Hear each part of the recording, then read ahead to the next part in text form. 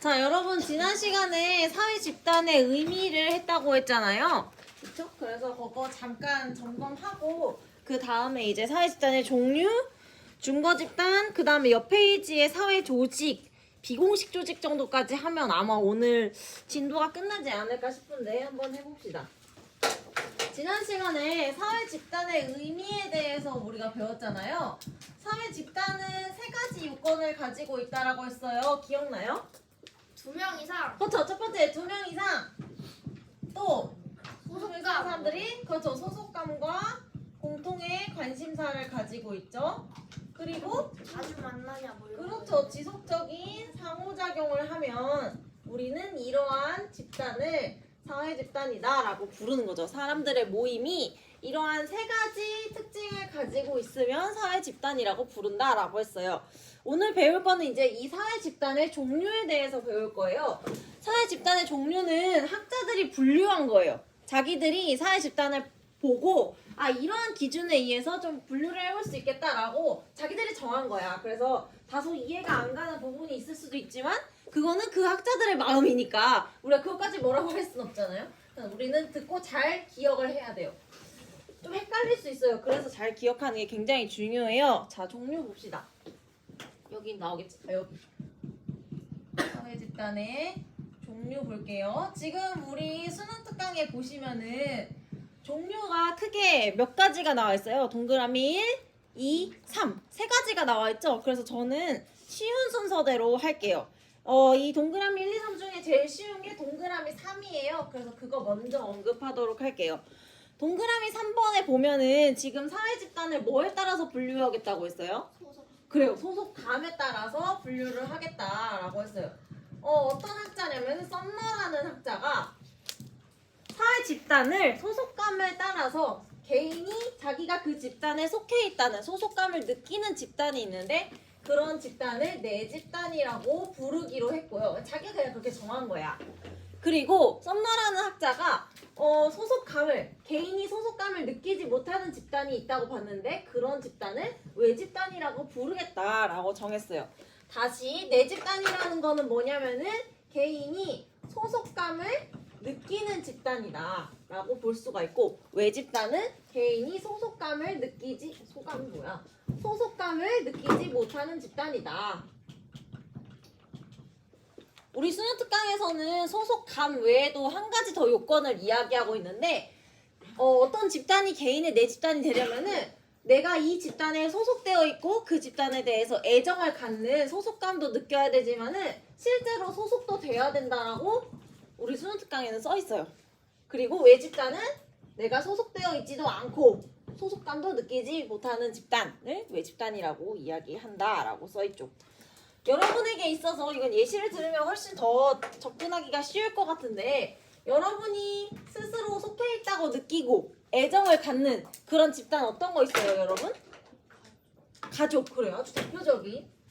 여기 있는 거는 왜 다 이렇게 끝이 눌려 있는지 모르겠네. 가족. 또 여러분이 내 집단으로 느끼는 집단. 그래. 여러분의 친한 친구들, 또래 친구들 좋아요. 내 집단이라고 느낄 수 있지. 좋은 거죠.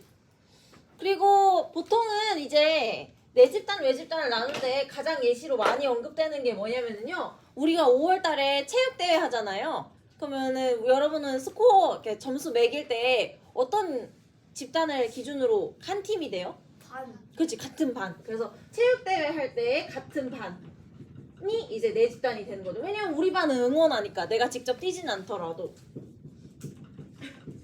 이런 게 이제 내 집단이 된다라고 볼 수가 있죠. 가세요.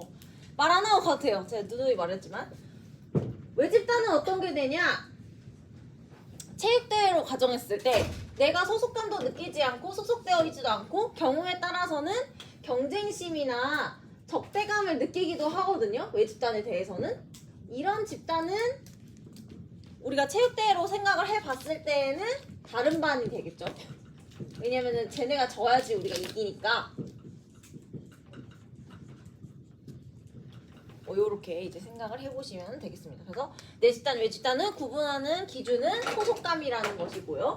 소속감이라는 거는 뭐냐? 아까 말씀드렸듯이 내가 집단에 대해서 갖는 소속되어 있다고 느끼는 것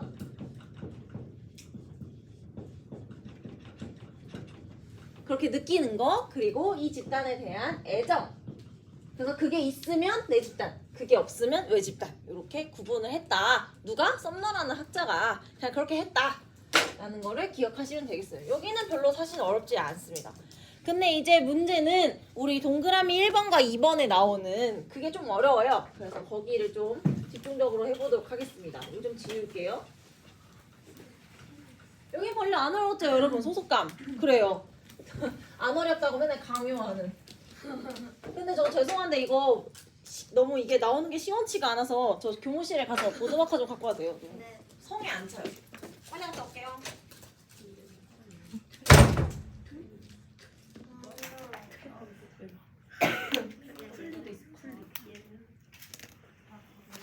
이름도 그지 같지 않냐? 약간 이렇게 외우면 되겠네. 약간 이런 느낌 아닌가? 난좀 주말에 보여줘. 저 어때요? 저 빨랐나요? 아 힘들어. 자, 동그라미 1번에 나와 있는 접촉 방식에 따른 분류부터 볼게요. 여러분 동그라미 1번에 나오는 접촉 방식에 따른 분류라는 말이 있어요. 우리 수험생들이 이런 말을 싫어해. 접촉 방식. 왜냐면 평상시에 잘 쓰는 말이 아니거든요. 그래서 지금부터는요. 접촉 방식을 뭐라고 기억하냐면요. 상호작용의 방식이다 라고 기억하시면은 훨씬 구분하거나 이해하기가 쉬울 거예요. 물론 이건 학술적인 용어니까 우리가 바꿀 순 없지만 이해할 때는 상호작용의 방식이라는 말로 바꿔서 이해하시면 좀 좋을 것 같아요. 이 쿨리라는 학자는 사회 집단을 자기가 봤을 때 접촉 방식에 따라서 두 가지로 이제 그 분류를 합니다. 주로 친밀한 상호작용이 주로 일어나는 그런 집단을 1차 집단이라고 불렀어요. 1차 집단은 어떤 집단이냐? 여기 써 있는 것처럼 직접적인 대면 접촉.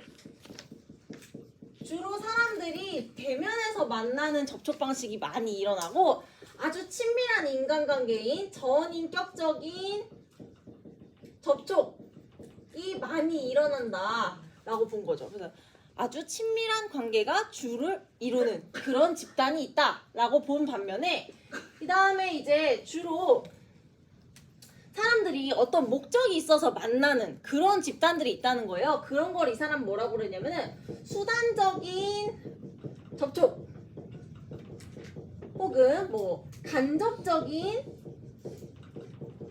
접촉 이런 것들이 주로 나타나는 집단들이 있는데 이런 집단을 쿨리라는 학자는 2차 집단이다 라고 불렀어요. 그러니까 상호작용, 사람들이 만나서 상호작용을 하는 방식이 굉장히 친밀한 인간관계가 주를 이루는 집단이 있는 반면에 여기다 쓰자 아예 친밀한 인간관계가 주로 나타나는 집단이 있는 반면에 어떤 집단에서는 어떤 목적이 있어야지만 서로 소통을 하는 그런 관계가 있다는 거죠. 목적이 있어야 상호작용을 하는 그런 집단이 있다는 건데 그게 이제 각각 1차 집단과 2차 집단이 된다. 이렇게 생각을 하시면 됩니다. 예시를 들어서 이해하는 게 훨씬 편해요. 그래서 예시를 한번 들어서 생각해 봅시다. 주로 친밀하고 전인격적이라는 거는 뭐냐면은요. 이거 설명 안 했네. 얘들아, 전인격적이라는 건 뭐냐면은 이 전자가 전체할 때 전자예요. 그래서 인격의 전체. 그러니까 내가 이 사람을 속속들이 다 알고 있는 거. 그런 게 전인격적인 접촉이야. 너네 친한 친구들이랑 생각해 보세요. 너네 베프들의 전 연애사, 그 다음에 가족과의 어떤 관계가 있는지, 뭐 엄마 아빠랑 왜 싸웠는지, 뭐 그런 거 다 알잖아요. 그런 게 전인격적인 접촉이에요. 그래서 그 사람에 대해서 속속들이 아는 거.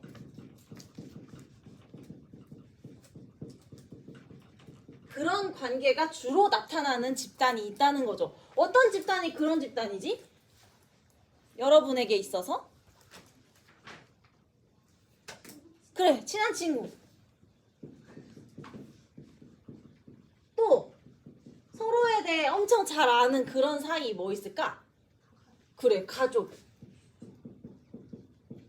뭐 요런 집단들이 1차 집단에 해당한다고 볼 수가 있겠죠. 그렇죠? 그 다음에 2차 집단에는 그럼 뭐 있을까? 어떤 목적이 있어야지만 서로 만나서 상호작용을 하는 그런 사람들의 모임. 여러분이 속한 거에 어떤 게 있어요? 그래, 학교. 여러분이랑 저 지금 여기 왜 있어요? 그래, 나는 수업해야 돼서 여기 왔고 여러분 수업 들어야 돼서 여기 왔잖아. 우리가 막 서로에 대해 속속들이 알진 않잖아요. 그쵸? 저 혼자 저의 TMI를 남발했지. 여러분의 이야기는 제가 모른단 말이야. 그런 거. 학교. 그 다음에 나중에 여러분이 가게 될 뭐 회사. 뭐 이런 것들이 다 이제 2차 집단이 되겠죠. 어떤 일이라는 목적이 있어야 서로 만나서 상호작용을 하게 되는 그런 관계들이면 다 2차 집단에 속한다고 생각하시면 돼요.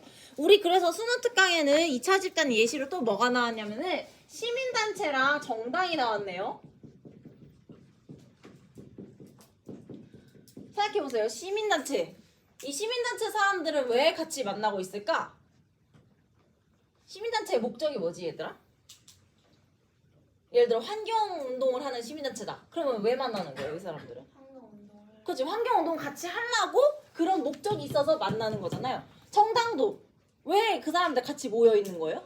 정치하려. 그렇지, 정치라는 그 정권 획득이라는 목적을 함께 하기 위해서 만나는 거죠. 서로 만나가지고 막 농담 따먹기 하다가 끝나는 건 아니겠죠. 그렇죠? 그러니까 굉장히 업무적인 관계는 2차 집단이다. 이렇게 생각하시면 되겠어요. 그래서 늘 기억하셔야 되는 거는 이 접촉 방식이라는 게 뭐다? 상호작용의 방식이다. 어떤 식으로 주로 상호작용을 하냐? 친밀한 관계가 주로 나타나냐? 어떤 수단적인 관계가 주로 나타나냐? 요거를 이제 기억하시면 돼요. 제가 왜 이거를 강조하냐면은 이제 곧 등장하는 결합 의지에 따른 분류랑 이게 헷갈리기 때문에 그래요. 자, 이쪽으로 조금 카메라를 옮겨가지고 이게 이렇게 앵글에 다 안 나오냐? 어쩔 수 없지 뭐. 자, 두 번째 볼게요. 동그라미 2번. 아니 왜 또 이거야? 내 거 어디 갔어? 결합 의지에 따른 분류예요. 여기 너무 좁을 것 같죠, 여러분? 그쵸, 여러분한테 물으면 여러분은 모르겠죠? 필기는 제가 하니까 안 되겠다. 지워야겠다. 여러분 필기 잘했죠? 왜냐면 이따가 다시 소환할 거라서 그래요. 이 접촉 방식에 따른 분류. 이따가 소환할 거야. 잘 기억해놔야 돼. 원래 내가 필기를 잘해서 한칠판에 다 나왔으면 더 좋았는데 오늘 좀 어쩔 수가 없었어요. 자, 세 번째 나오는 게 뭐냐면은 결합 의지에 따른 분류예요.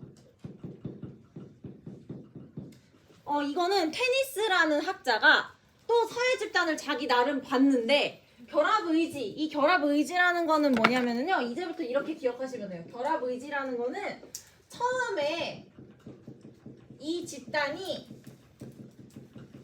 형성된 목적. 말 그대로 결합의 의지예요. 사람들이 결합, 모였는데 거기에 어떤 의지를 가지고 모였냐. 그걸 전 좀 푸는 거죠. 아, 처음 이 집단이 왜 형성됐냐. 그게 결합 의지예요. 그래서 결합 의지에 따라서 이 테니스라는 학자는 사회 집단을 두 개로 이제 분류를 해요. 어떻게 분류를 하냐면은 이게 순서가 약간 바뀌었지만 본질적인 의지, 다른 말로 결합 자체를 목적으로 하는 그런 집단이 있다고 봤어요. 그런 집단을 이 테니스를 학자는 뭐라고 불렀냐면은 공동사회라고 불렀어요. 이 본질의지라는 거는 뭐냐면은 둘이 같은 말이에요. 만남 자체를 목적으로 한다. 그게 결합 본질의지랑 같은 말이에요. 그러니까 어떤 사람들이 모였는데 그 모인 이유가 뭐냐면은 그냥 만나는 게 좋아서 모인 사람들의 집단이 있다는 거죠. 그런 걸 공동사회라고 불러요. 여러분이 속해 있는 사회 집단 중에 그냥 그 사람이 만나는 것 자체가 좋아가지고 형성된 사회 집단 뭐가 있어요? 그래, 또래. 친구, 아까 여러분이 얘기한. 또 뭐 있을까? 만나는 것 자체가 좋아가지고 만난 사람들. 그래, 사귀는 사이, 연인 관계 좋아요. 그리고 연인들이 나중에 가족을 이루겠죠? 가족. 이런 것들이 다 사회 집단이 되겠죠. 공동사회에 해당하는. 그래서 만남 자체를 목적으로 하는 사회 집단, 공동사회라는 게 있습니다. 그러면 반면에 만남 자체가 목적이 아닌 집단이 있을 거 아니에요? 그런 집단을 이 테니스라는 사람은 이익사회라고 불렀는데 여기에는 이제 테니스는 뭐라고 했냐면은 구성원들의 선택 의지 일단 쓰세요. 그 다음에 만남 이외에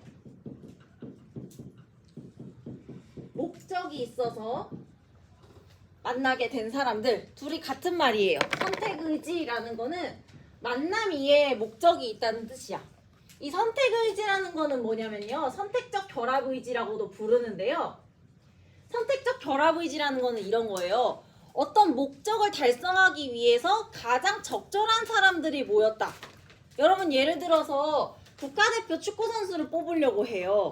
그러면 어떤 사람들을 모아가지고 국가대표 축구 선수를 구성해야 될까? 축구를 잘하는 사람. 그렇지. 어떤 목적을 달성하기 위해서 가장 적절한 사람들을 뽑잖아요. 그런 걸 선택적 결합 의지라고 하는 거예요.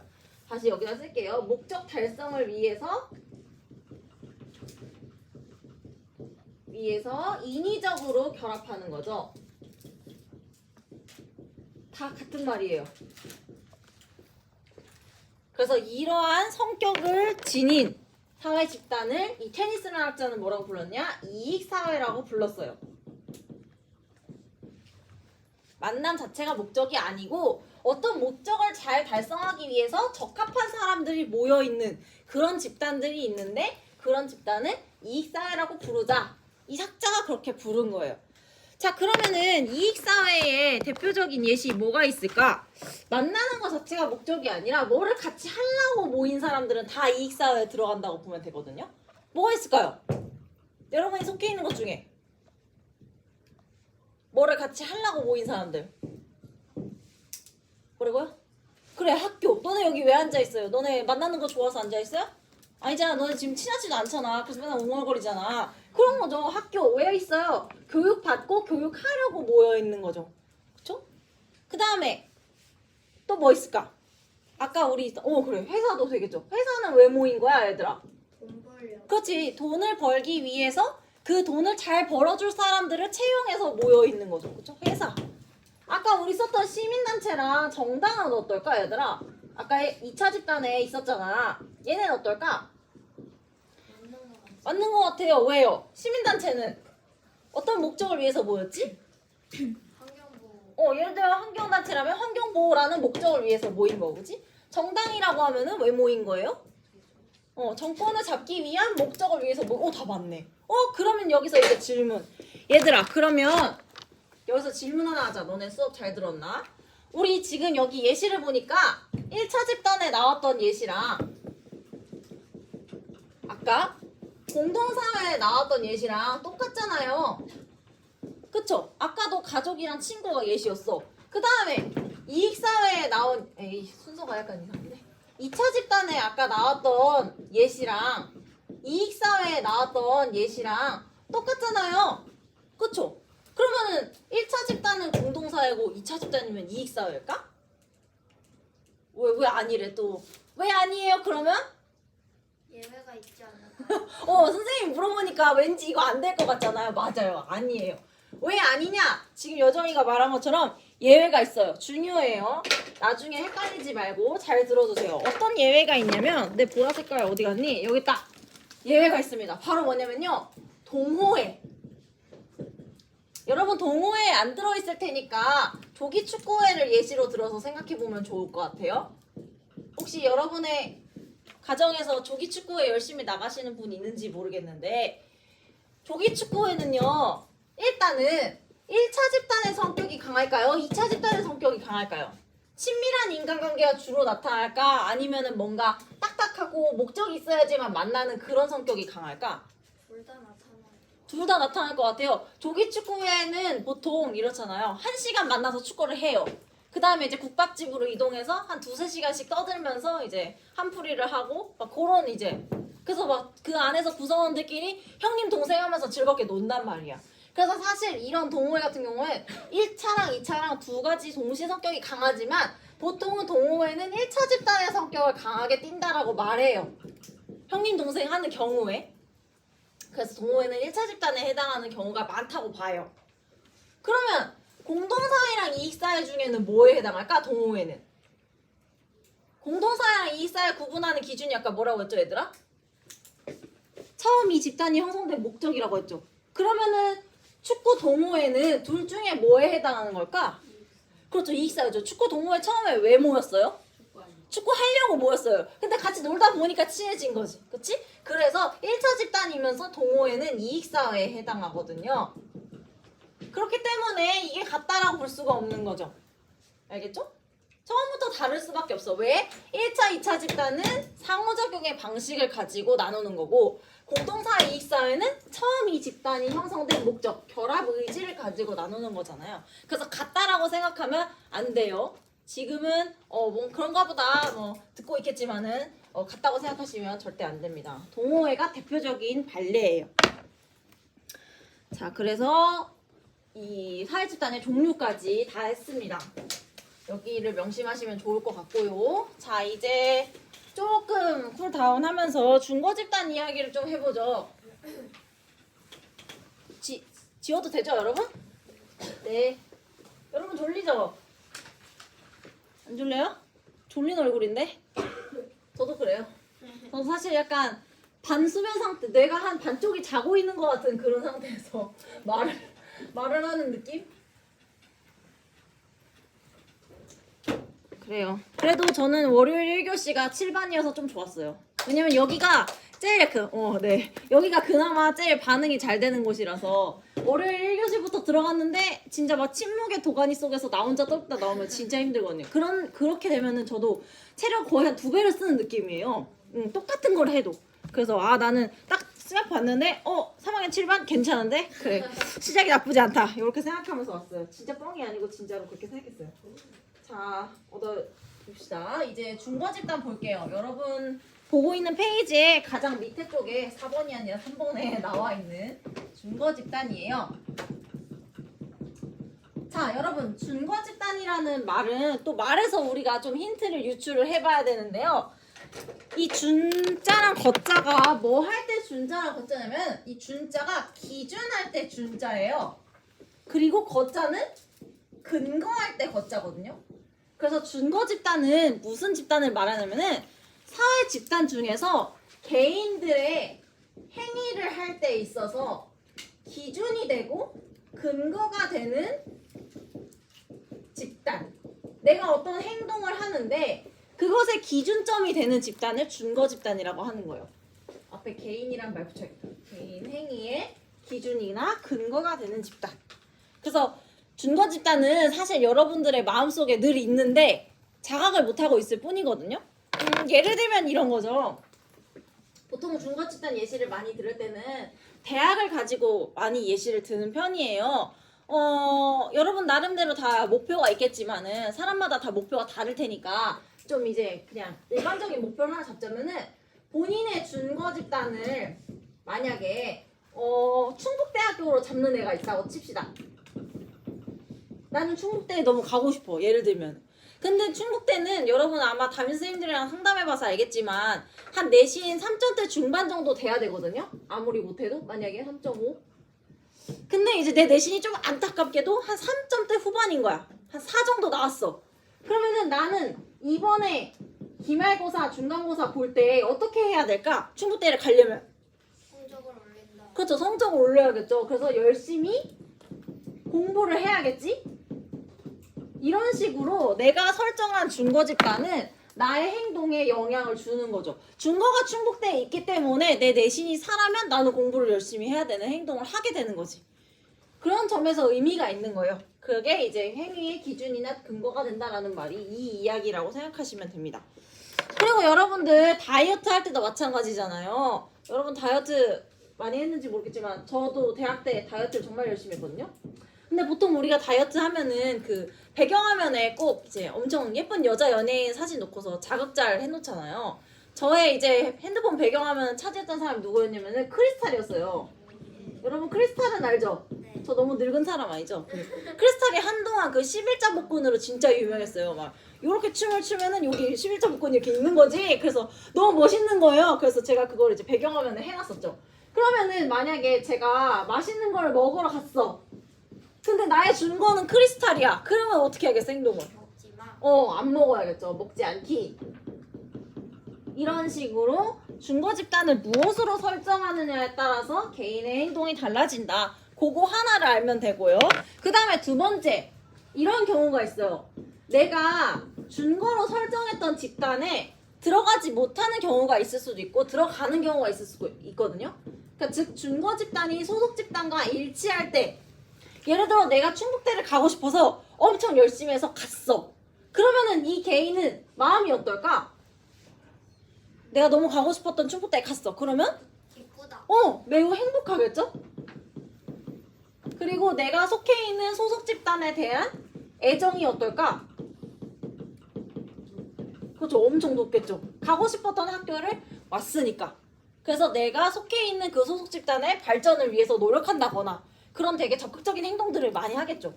근데 만약에 나의 준거 집단은 충북대였는데 내가 수능을 너무 망치는 바람에 내신도 말아먹는 바람에 학교를 잘 못 갔어. 특정 학교를 비하하려는 건 아니지만 충북대를 못 가고 어디 갔다고 할까? 너네 하나만 줘봐.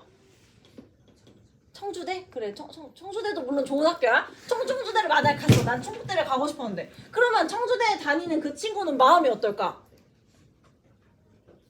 난 충북대 가고 싶었는데 내가 청주대 입학했어. 그러면? 아니 의지가 응, 사라지겠지. 그치. 별로 다니고 싶지가 않겠지. 그 소속되어 있는 집단에 대한 소속감이 별로 느껴지지 않겠죠. 아, 내가 왜 여기 와 있는 거야? 막 이런 생각하고. 그래서 결국에는 나중에 뭐 하게 될까? 재수나 반수를 하겠죠. 그래서 소속되어 있는 나의 집단에서 이탈하고자 하는 의지가 생기겠죠. 당연한 얘기잖아. 사실 어렵니? 어렵지 않죠? 그냥 여러분은 살면서 느껴봤을 거 아니에요. 그렇죠? 그러니까 이거는 뭐 두 가지를 기억하시면 되는 거예요. 준거 집단이라는 건 이렇게 개인의 행동에 영향을 준다. 한 가지. 그 다음에 두 번째, 준거 집단과 소속 집단이 일치했을 때와 불일치했을 때 개인들의 마음이 이렇게 다르다. 그 정도만 아시면 됩니다. 그 이야기가 우리 수능 특강에도 나와 있어요. 59페이지에 가장 상단에 보면 나와 있습니다. 준거 집단과 소속 집단의 관계. 그래서 첫 번째로 준거 집단과 소속 집단이 일치하는 경우에 소속 집단에 대한 만족감이 높고 적극적으로 참여하는 태도를 갖게 된다. 불일치하는 경우에는 불만이나 상실감, 상대적 박탈감을 느끼고 일탈 행동을 하거나 이탈하려는 의지가 늘어난다. 당연한 이야기들이니까 한 번씩 쭉 보시면 되겠어요. 자, 이제 사회 조직을 할 차례인데 시간이 좀 애매하네. 어떡하지? 여러분, 사회 조직 비공식 조직까지만 할게요. 10분 남았지만 아마 할 수 있을 거예요. 왜냐면 아예 안 하기에는 다른 반이랑 진도 차이가 너무 많이 날 것 같아서 그러면 안 될 것 같고. 네. 그렇구나. 죄송해요. 저 시계 이상하니? 그러네. 야, 저 시계 진짜 이상하다. 어쩐지 시간 너무 빨리 가더라. 말이 안 된다고 생각했어요. 월요일 1교시에 이렇게 시간이 빨리 간다고? 그래요. 그럴 리가 없지. 자, 사회 조직 할게요. 야, 저거 진짜 시계 잘 맞춰야겠다, 얘들아.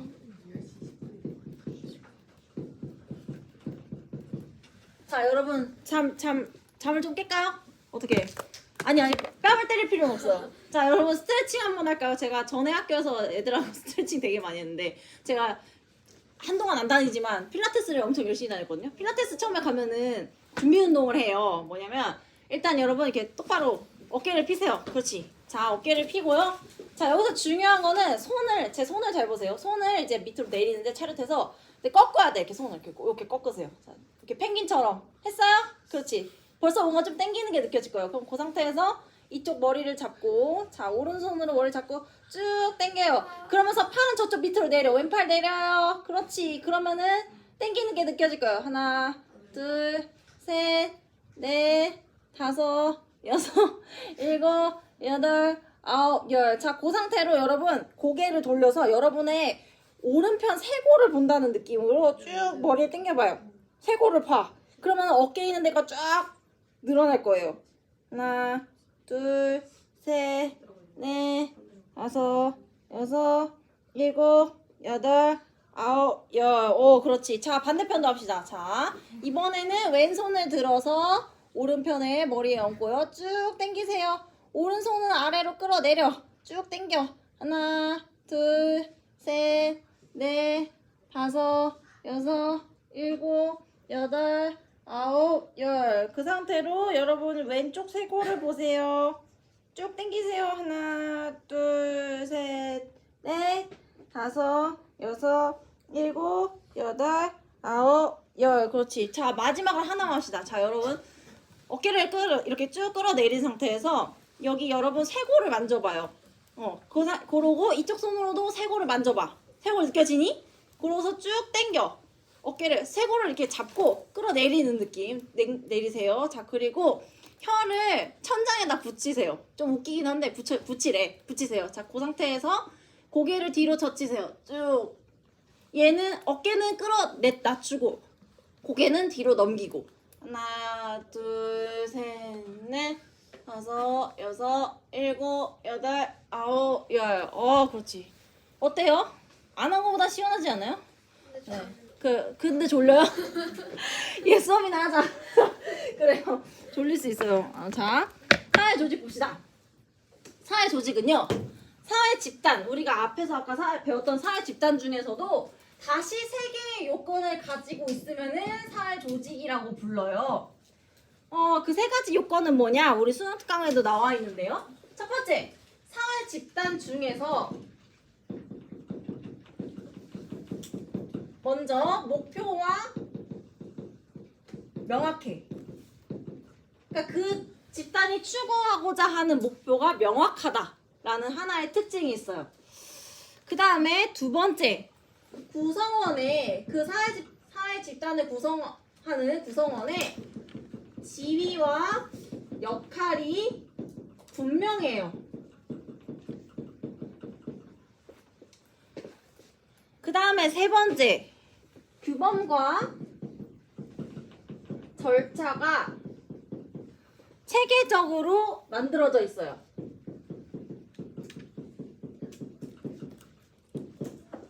이 세 가지 특징을 가지고 있는 사회 집단을 우리는 사회 조직이라고 불러요. 사실 사회 조직이라는 말보다는 공식 조직이라는 말을 더 많이 사용해요. 그래서 공식 조직이라는 말을 기억해 두시는 게 더 좋을 거예요. 이 말을 더 많이 사용하기 때문에. 사회 집단 중에서 뚜렷한 목표가 있고 구성원들의 지위와 역할이 분명하고 규범과 절차가 체계적으로 만들어져 있는 집단을 사회 조직 혹은 공식 조직이라고 하는데요. 예시를 한번 보는 게 훨씬 이해하기가 쉬워요. 여러분이 속해 있는 조직 중에도 있어. 목표가 명확하고 지위와 역할이 분명하고 규범이 잘 만들어져 있는 집단. 어떤 게 있을까? 여러분이 속해 있는 데 중에 있어요. 학교? 그래. 대표적으로 학교가 있죠. 학교는 목표가 뭐예요? 대입. 그렇죠. 교육. 그래서 대입 등 교육이라는 목표를 가지고 있죠. 또 구성원의 지위와 역할이 분명하죠. 예를 들면은 학교라는 조직 안에는 다양한 지위가 있는데 선생님들을 봤을 때 교장 선생님, 교감 선생님, 그 다음에 부장교사, 담임교사 이런 식으로 굉장히 위계적인 조직이 만들어져 있죠. 그리고 각자가 하는 역할이 달라요. 교장 선생님은 뭐 할까 얘들아? 사실 저도 몰라요. 뭐 하시겠죠? 죄송해요 교장 선생님 저 잘 모르는데 아무튼 교장 선생님은 학교에 뭔가 중요한 의사결정을 하고 그 다음에 밖에 나가서 우리 학교를 대표하고 그런 역할을 하죠. 교감 선생님 뭐 할까? 아침에 인사. 맞아. 아침에 등교 지도도 하고, 그치? 그 다음에 우리 선생님들도 너네처럼 조퇴 같은 거 할 수 있거든요? 그러면 이제 교감 선생님한테 허락받아야 돼. 근무 같은 거 할 때. 그 다음에 부장 선생님, 우리 3학년 부장 선생님 뭐 하세요? 이렇게 정적이 흐르면 안 돼. 얘들아, 이거 올려야 돼. 너네 열심히 감독하시잖아. 그치?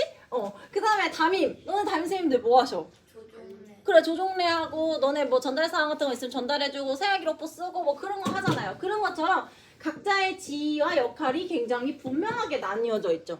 그리고 규범과 절차가 체계화되어 있다. 여러분 이미 알잖아요. 우리 학칙이 얼마나 강한지. 여러분 아침에 뭐 입고 왔어요?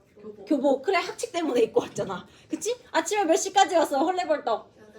8시 35분 넘으면 미인정 그으니까 그렇게 왔잖아. 그런 것처럼 규범과 절차가 아주 체계적으로 마련이 되어 있죠. 그래서 학교, 그 다음에 회사, 이런 여러분이 느끼기에 좀 뭔가 딱딱한 조직 문화가 있는 곳? 그런 것들을 공식 조직이라고 생각하면 좀 좋을 것 같아요.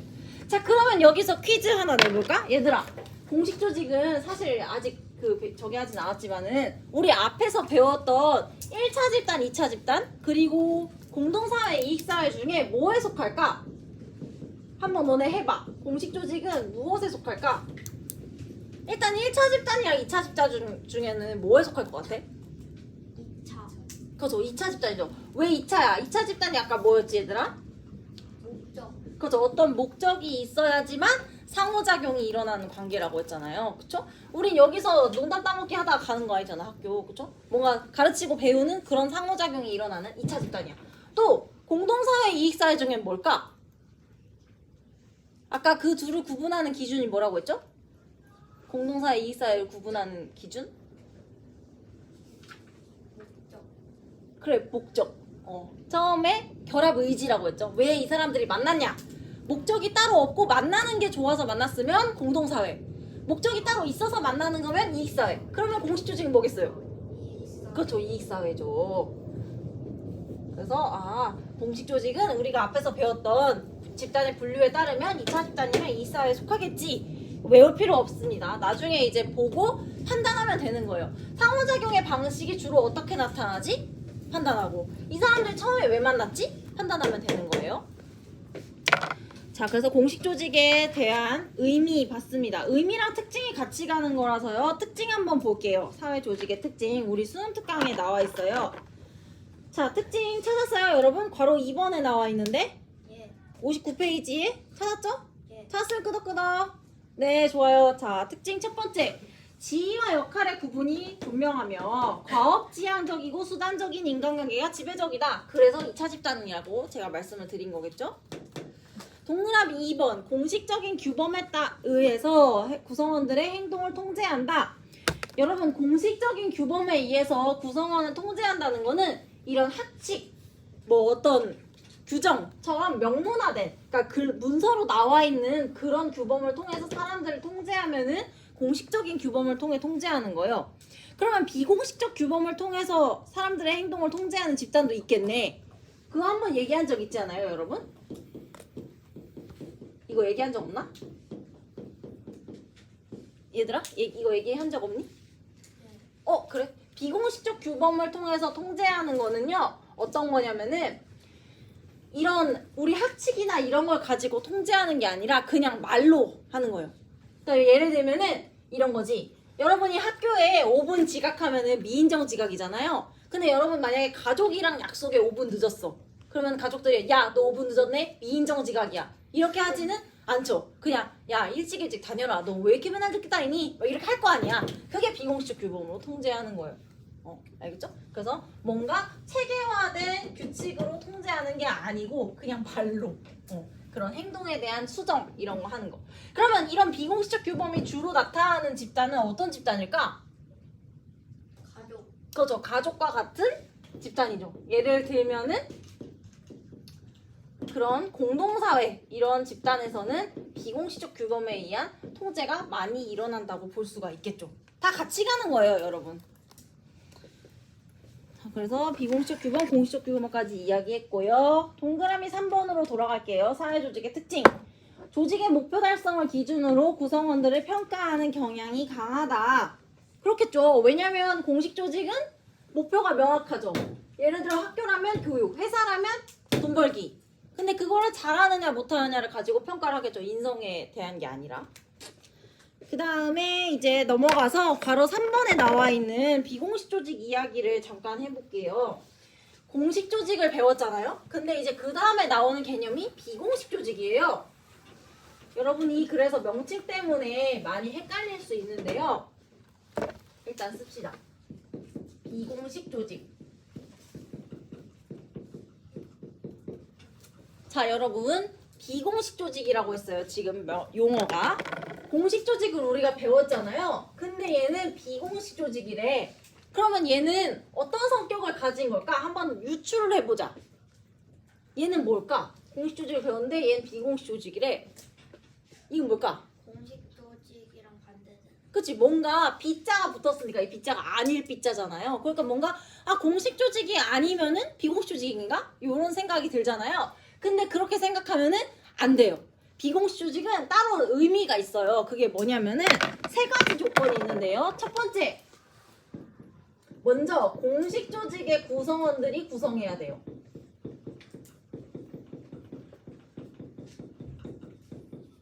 그래서 비공식 조직의 구성원들은 공식 조직에서 나온 사람들이에요. 외워야 돼요. 그 다음에 두 번째, 공식 조직의 구성원들이 서로 친밀감과 공통의 관심사를 바탕으로 세 번째, 자발적으로 형성하는 집단들이 있는데 그런 집단을 우리는 비공식 조직이다 라고 부르는 거예요. 그래서 비공식 조직이면은 공식 조직 외에 예를 들어 공식 조직의 여집합이 비공식 조직인가? 라고 생각하면은 틀린다. 이 세 가지 특징을 가지고 있어야 된다라는 거죠. 그럼 이제 이거 듣는 순간 여러분 짜증나기 시작하죠. 오늘 도대체 사회 조직 집단을 몇 개 배운 거야? 맨날 조건이 있어. 짜증나게. 그런 생각이 들 거 아니에요. 그래서 고맙게도 비공식 조직에 해당하는 거는 두 가지 정도의 예시만 기억하면 돼요. 진짜 두 개밖에 없어.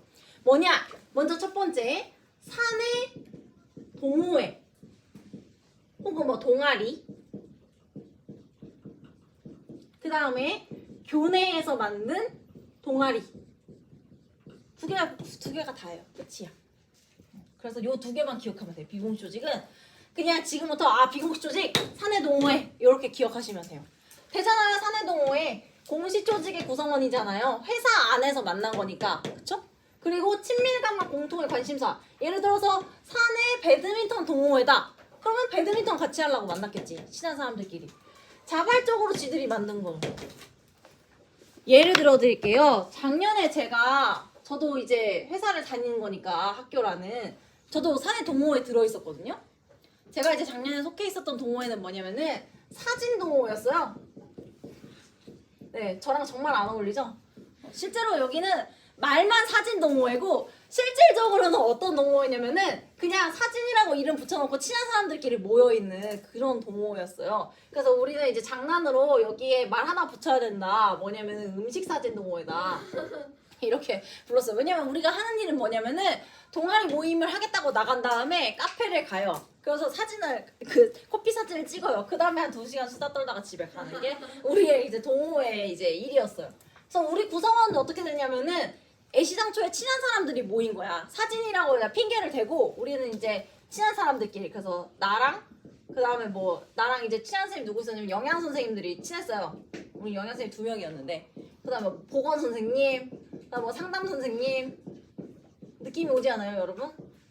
저희 학교에 쩌리짱이었거든요. 그 쩌리짱이 뭐냐면은 그러니까 아싸들의 짱이라는 거예요. 그러니까 이 선생님들 다 약간 별실에 있잖아요. 그 학년부 선생님들이랑 같이 안 놀고 혼자 있는 사람들이란 말이야. 제가 그런 사람들 컬렉터였어요. 나도 아싸기 때문에 아싸들끼리 같이 놀자 이러면서 이렇게 다녔어요. 아무튼 그렇게 했는데 친하게 지냈어요. 그래서 이런 사내 동호회가 이 세 가지 요건을 충족하는 비공식 조직의 예시다. 이렇게 생각을 하시면 좋을 것 같고 이제 진짜 마지막으로 이것만 보면 돼요. 이 비공식 조직이 가지고 있는 순기능, 좋은 기능이 있고요. 역기능도 있어요. 근데 이거는 사실 설명하지 않더라도 여러분이 충분히 알 수 있는 건데 비공식 조직이 이렇게 있는 게 활성화가 되면은 공식 조직의 입장에서는 뭐가 좋을까? 좋은 점. 구성원들끼리 이런 거 하면서 친하게 지내면 뭐가 좋을까요? 그렇지. 친밀감이 증가하면은 구성원의 입장에서는 내가 이 집단에 속해 있다는 소속감과 애정이 증가하겠죠. 그러니까 나도 친구가 있어야지 학교 가는 게 즐거울 거 아니야. 그렇지 않을까? 아무리 직장인이라도 그렇지. 그래서 제가 요즘에 학교 오는 게 즐겁지가 않잖아요. 친구가 없어가지고. 아직 한 달 됐는데 친해진 사람이 없어요. 그러니까 그렇다는 거죠. 그래서 이런 비공식 조직이 좀 활성화가 돼야 구성원들도 오는 게 즐겁죠. 그래서 업무의 능률이 올라가죠. 일단은 오는 게 즐거워야 일도 열심히 할 거 아닙니까? 이런 점에서는 이제 비공식 조직을 장려를 하죠. 회사에서도 이런 거 많이 하고. 그런데 이런 비공식 조직이 너무 활성화가 될 경우에 문제가 발생하기도 해요. 어떤 문제가 생길까? 사람들끼리 이런 거 너무 열심히 해. 막 지들끼리 막 친해져. 그러면은 뭐가 안 좋을까? 공식 조직 전체로 봤을 때는 그치? 업무에 소홀해지죠. 노느라고. 저희는 열심히 했어요. 업무에 소홀해질 수 있어. 그리고 또 어떤 문제가 있냐? 파벌을 형성할 수가 있어요. 파벌이 뭔지 알죠, 여러분? 무리. 그래. 애들만 무리가 있는 게 아니야. 얘들아, 어른들도 다 무리 찍고 논다. 물론 나는 지금 아무데도 안 속해 있지만 내가 전에 있던 학교에서도 무리가 있었어요. 근데 저는 그런 거 좀 처음 보긴 했어요. 그러니까 어떤 무리가 있었냐면은 이 학교에서 부장 선생님들이 있는 거예요. 부장 선생님들이 이제 예뻐하는 젊은 선생님이 있었어요. 우리 학교는 좀 젊었어요. 전체적으로 연령이. 부장 선생님도 막 30대 후반밖에 안 돼. 40대 초반. 막 엄청 젊어요. 그러니까 얘네가 예뻐하는 선생님들도 다 엄청 어린 애들이죠. 근데 이제 얘네 되게 예뻐하니까 얘네가 실수해도 그냥 이렇게 넘어가고, 뭐 얘네가 일 되게 늦게 하고 막 생활기록부 진짜 늦게 써도 막 뭐라고 안 하고 막 그러는. 짜증났죠. 그리고 이제 이 분들이 하는 일이 뭐냐면 이제 업무를 나눠주는 거야. 우리 학교는 선생님들도 업무를 했거든요. 나는 작년에 엄청 힘든 일을 했어. 내가 희망하지도 않았던. 근데 이 사람들은 엄청 쉬운 거 하는 거야. 막 학부모 총회 그런 거 막 받고 막 그런 거 하는 거야. 맨날. 난 힘든데. 난 얘네랑 연차 차이 얼마 안 나거든요. 나도 어려. 나도 애긴데. 나는 배려 안 해주고 짱나는 거죠. 아무튼 그런 일이 있었다. 그래서 숨기는 거 엮기 등까지 봤습니다. 다음 시간에 자발적 결사체부터 할게요. 여러분 고생이 많았어요, 여러분.